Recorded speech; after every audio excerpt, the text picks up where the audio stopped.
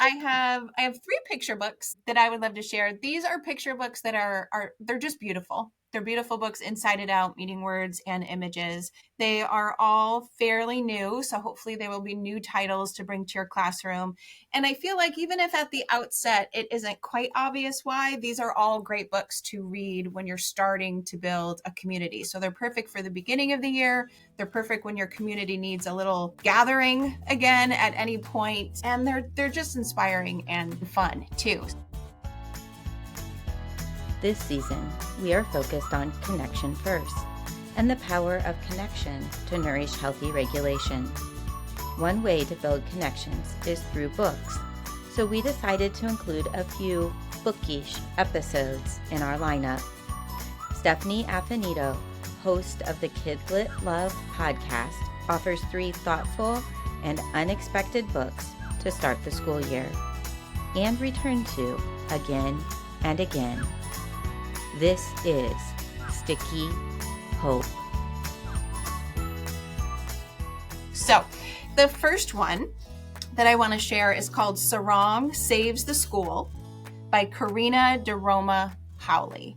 And this book, this is a book you hug when you're done. It's inspired by a true story about a village in South Korea whose population was dwindling. And the school population was dwindling and dwindling and dwindling. And they found out that the school was going to close because there just weren't enough people and there weren't enough funds to keep it in place. And Sarong, the little girl in the story, is just devastated. Like this school is her community. She walks there every day. She can't imagine life without it. And so, the power of a child as a change maker, she hatches this plan inspired by her grandmother, who unfortunately, when she was a girl, was denied the opportunity to go to school. And so she has this plan to invite all the local grandmas to come into the school to get the education that they deserved, but they could not have. And I get goosebumps every time. It does end up saving the school. And it's this beautiful now intergenerational community that just shows the power of kids to do big things, the power of a school to bring a community together. And I think the reminder that we get to be here together and not everybody does. And so I feel like this is just going to be one that could be treasured in classrooms for all ages. Yeah. Typically picture books, we think elementary, but the three of us know that we're still reading picture books today. Oh, yeah. So that is the first one. That's kind of the one that I would say is the most typical. Or no, typical is not right, but the one where you might think, oh yes, that's a good back to school one because it's literally about school. But the second one I want to bring is quickly becoming a favorite of every teacher I share it with. And it's titled Becoming Boba by Joanna Ho.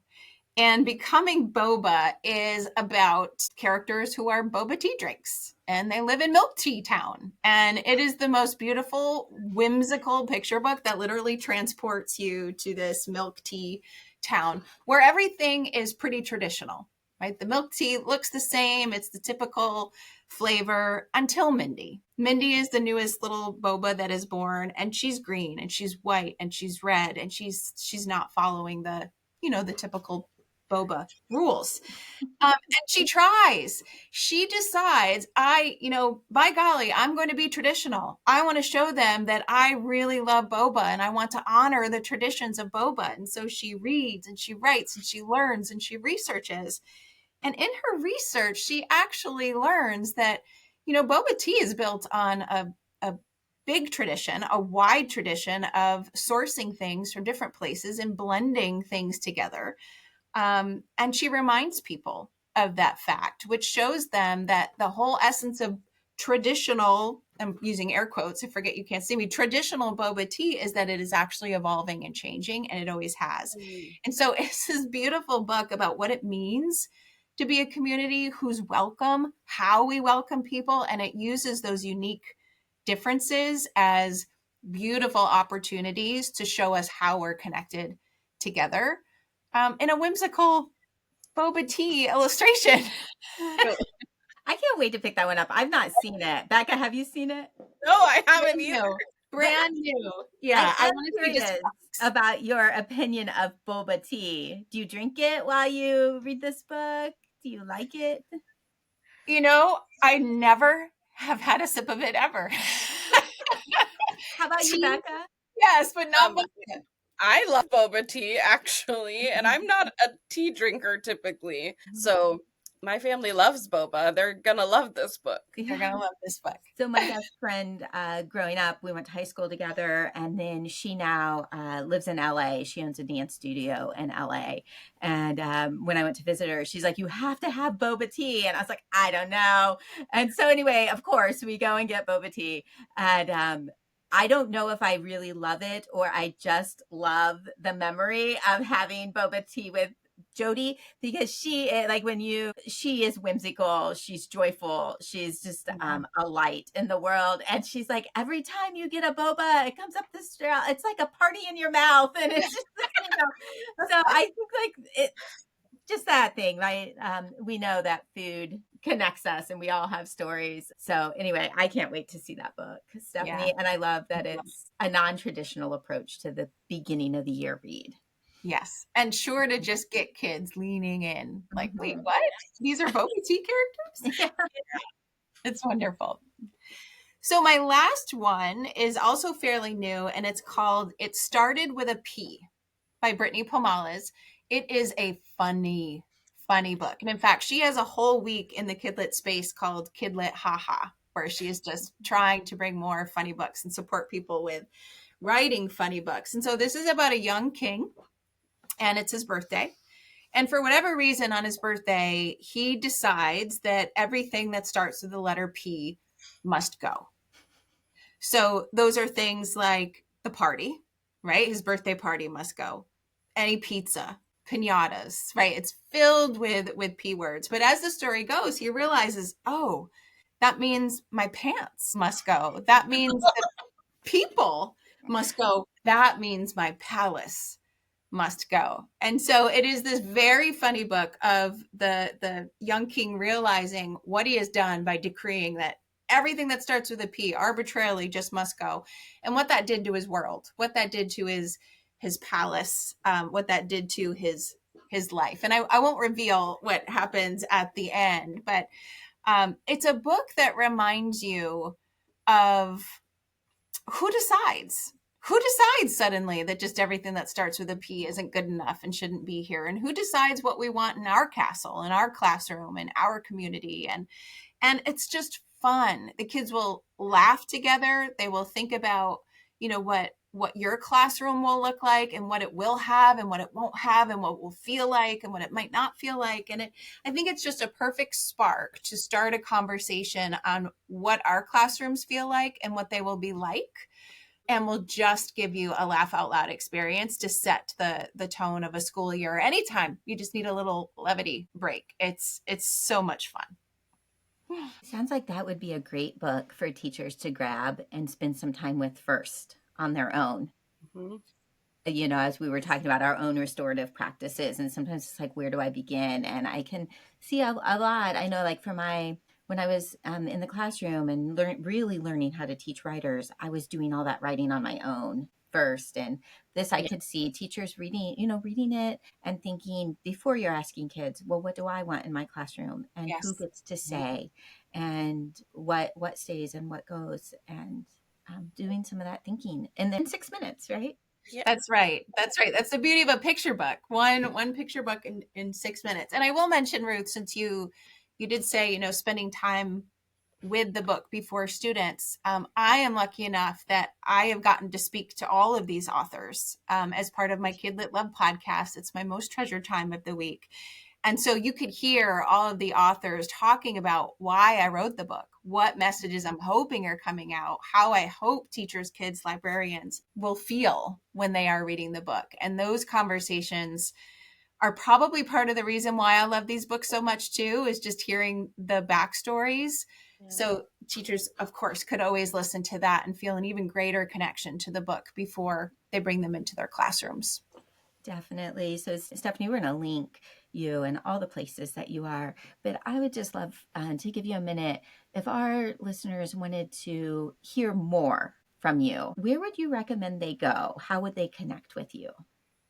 The best place is to head to my website, which is alitlife.com. And I've worked really hard to link everything up correctly in all the places. So if you are, an adult reader and writer who wants to learn more about these restorative reading and writing practices for yourself first, I have a podcast called Get Literate that you can find linked on there. I even have information about what restorative reading is. If you want to join my healing writing circles, there's all sorts of things literally on the left side of the website that are for adults. And then if you slide your eyes to the right, it is everything KidLit. And so there's links to the podcast. I'm up to, let's see, I just planned episode 148. So 148 conversations you could binge listen to of your favorite authors. And then also there are places where you could sign up for my weekly newsletter. Again, one for you as an adult if you want to dive into your own restorative reading and writing.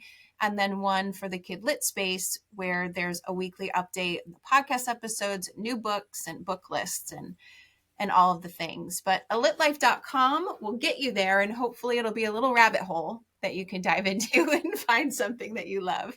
Yeah, and you are so generous. So, listeners, if you've not been there, you won't be sad when you go. Thank you. Stephanie, and you're really good at organizing and chronicling things. So we're grateful. We're grateful for your book recommendations, 3 new ones. And I'm wondering, do you have any last words when it comes to restorative literacy, restorative practices as we're heading into the school year?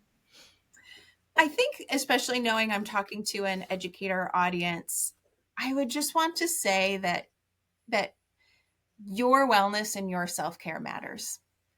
And reading and writing, something that you likely already love, could be the tool to help you feel better than you do in the moment, and to give yourself that permission slip to just enjoy it and remember the joy of it.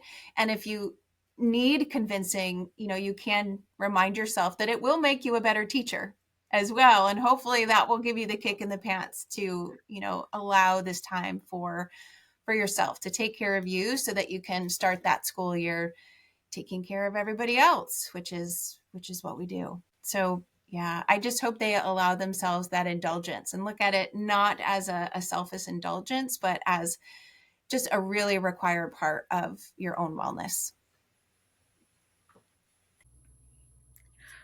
I love that Stephanie just recommended 3 books that I didn't know. Did you know any of them, Becca? I didn't know any of them, but now I need all of them.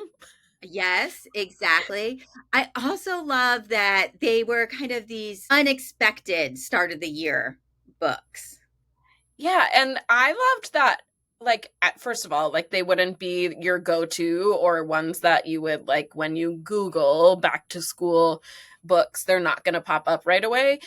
And so you can use them at the start of the year, but they're also ones you can go back to like in November when you need to rally everybody and remind them of the community that we are. It's not going to be like this random first day of school book you're trying to reread. It's going to be just as meaningful or meaningful in a different way. And I thought that was a beautiful way to do it. And she loves them, like her Yeah. energy and her passion, it just comes out. And so the challenge, right, or the invitation, however, whichever one floats your boat, an invitation or a challenge. But what I'm asking of myself, and I think would be really great to see if others would want to do this too, is to find a book that you've never read out loud to a whole class of students. So a new to you book, and try that out. Just do that experience. It's so easy to get stuck using the same books over and over. It is. And you have favorites, right? Like you have a book that you share with the class and it is just this beautiful experience. And so your brain is wired to love that book and you just read it and suddenly you've read it on the first day of school for the last decade and you don't stop and think about what other books there could be or what messages you might be sending with that book that like are now out of date or not the right message for the time.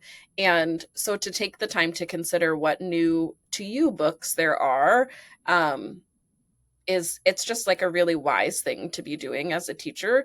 And like, how fun is it that we get to be in this community together where we can share all of our new to us books. And I'll share some of the books that you and I are diving into with classes this year in our different roles. And we hope that you tag us and tag Stephanie in any your Instagram stories of the read aloud you're doing, or any reels or posts.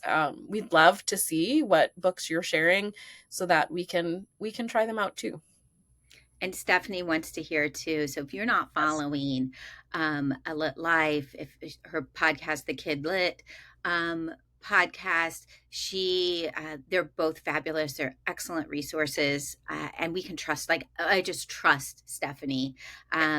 She really is somebody that I know is genuine and authentic. And right now in today's world, if I can, when we find somebody to trust, that's worth a lot. So Yeah. looking forward to just seeing these new read alouds that we're bringing into classrooms.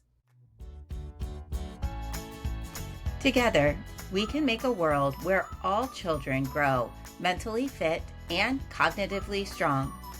But what about the days, and there are many, when we feel completely, totally, and undeniably disheartened? The days that threaten joy and attempt to swipe our hope. These are the days when we need tools, resources, and mostly straightforward conversations to know hope can stick, even in the stickiest situations.